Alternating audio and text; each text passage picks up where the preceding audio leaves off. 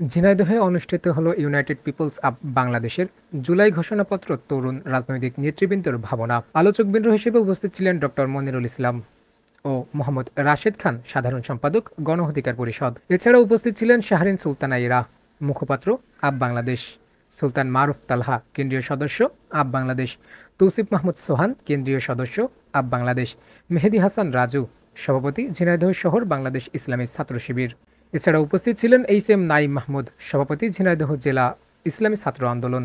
উপস্থিত ছিলেন নাসির আল সাদি, সংগঠক, ঝিনাইদহ জেলা জাতীয় নাগরিক পার্টি। এছাড়াও উপস্থিত ছিলেন বাংলাদেশের বিভিন্ন সংগঠনের নেতাকর্মীরা।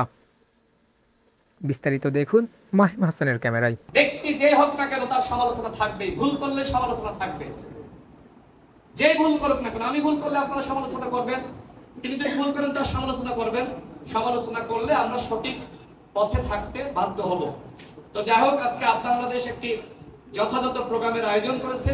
জুলাই ঘোষণাপত্র, আমার মনে হয় সামনে যারা রয়েছেন অনেকেই এই বিষয়টা সম্পর্কে জানেন না। ফেসবুকে হয়তো শুনতেছেন, কানের ভিতরে বাজতেছে, কিন্তু আসলে জুলাই ঘোষণাপত্র কি?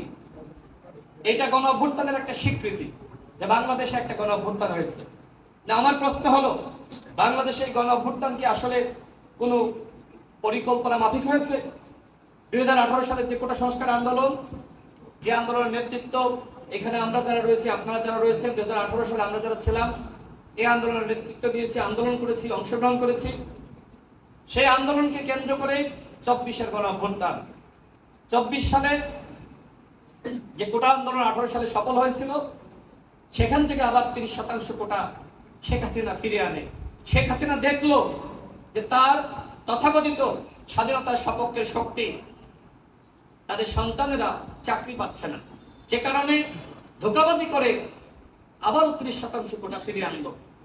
কিন্তু ওই যে কথা আছে না, কারোর জন্য ফাঁদ তৈরি করলে সেই ফাঁদে নিজেই পড়তে হয়। কোটা সংস্কার আন্দোলনকে কেন্দ্র করে গণ অভ্যুত্থান হবে, এইটাকে এইখানে যারা আছে, সামনে যারা আছেন, আমরা কেউ জানতাম না। সুতরাং ঘোষণাপত্রে যদি কোটা সংস্কার শব্দটা বাদ দেন, তাহলে এইটা কিসের ঘোষণাপত্র? আমরা দেখেছি যে একটা খসড়া ঘোষণাপত্র তৈরি করা হয়েছিল, সেইখানে কোটা সংস্কার আন্দোলন শব্দটাই উল্লেখ করা হয়নি।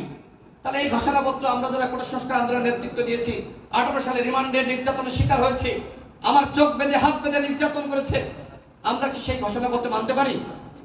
আমার স্পষ্ট কথা, ঘোষণাপত্রে এই যে দীর্ঘ যে সংগ্রাম, এদেশের রাজনৈতিক শক্তি, সামাজিক সাংস্কৃতিক শক্তি, যাদের এই শক্তির অনেকে যারা গুম খুনের নির্যাতনের শিকার হয়েছে, এই ধারাবাহিক যে সংগ্রাম, যে সংগ্রামের মাধ্যমে একটা পর্যায়ে হাসিনার পতন হয়েছে, সেই সংগ্রামের ধারাবাহিকতা অবশ্যই ঘোষণাপত্রে থাকতে হবে।